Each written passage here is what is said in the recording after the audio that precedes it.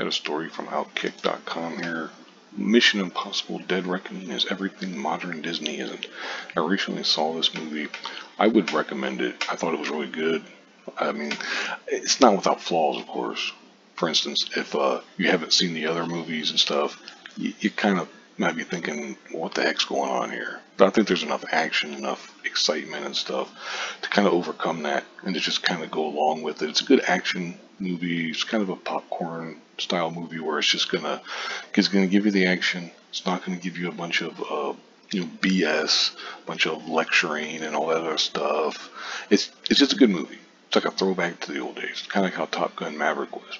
But anyway, as the story goes, Mission Impossible franchise is back at the top of the box office. It's expected to bring in a huge number for Paramount. I think it's got like 260 million worldwide, I think, or something like that. And it's doing pretty well. I mean, domestically, I think it only, quote unquote, made about 80 or something, but worldwide it's doing really well and stuff. And it goes on and talks about how Tom Cruise and Christopher McQuarrie's film has already received generally excellent reviews, with critics and audiences alike praising its action, adventure, and outstanding stunt work. That's to be expected, especially with the stunt work. Mission Impossible was just renowned for its stunts. It's unbelievable, the kind of things they could pull off. In this movie, there's a part where, you might have seen it if you've seen the trailers, where a motorcycle is taken off of a huge cliff, and you kind of do like the squirrel suit, the flight suit thing, and everything. It's really done. It's done incredibly well. I mean, it's really done well and stuff. But anyway, and basically it's talking about how Mission Impossible is succeeding where Disney's failing. Indiana Jones isn't doing well and stuff. And it says basically, I mean, I'll link this in the description box if you want to read it for yourself, but the guy's basically saying it's all because Disney refuses to follow the Mission Impossible blueprint. Make quality films that don't undermine popular characters or lecture the audience. Very true. Ethan Hunt is Tom Cruise's name in the movie, in the franchise and stuff. They don't punk him out. They don't make him out like he's some decrepit old geezer who can't get it done. They have other characters. Ving Rhames is in there, and I always like Ving Rhames. They got, various other people. Haley Atwell in there is Agent Carter, if you happen to know her from the Marvel movies. Peggy Carter, but she's in there. They all do good jobs and stuff, and they're all done respectfully. They're all done without just basically being crapped on and stuff. But anyway, says as it says here, Mission Impossible follows a simple formula others have abandoned. Sounds so simple, doesn't it? Make enjoyable summer popcorn movies that don't inject overtly political messages or turn popular historic film characters into a shell of their former selves. Exactly.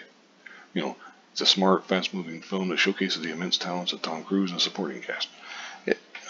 Again, exactly. It brings up, Disney and recent releases that's turned Luke Skywalker and Indiana Jones into bitter old men, or removed popular voice actors from legacy properties. They also did that to Han Solo, by the way. Harrison Ford needs to find another franchise in which he can get humiliated in, basically. That's, but anyway. Then he talks some about production stills from Disney's upcoming live-action Snow White remake were released on Friday. Instead of reassuring audiences that their latest project would maintain at least some of the original's characters, the photos showed the exact opposite.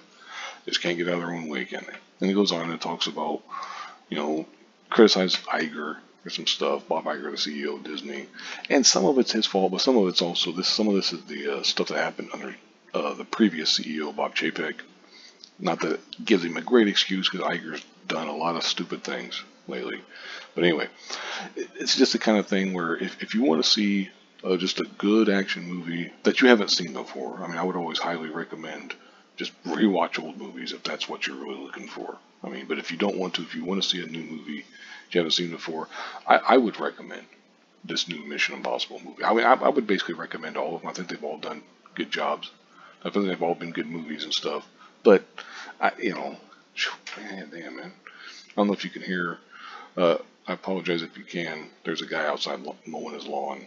He's a couple doors down, but his mower is really loud. So if you can hear that, sorry.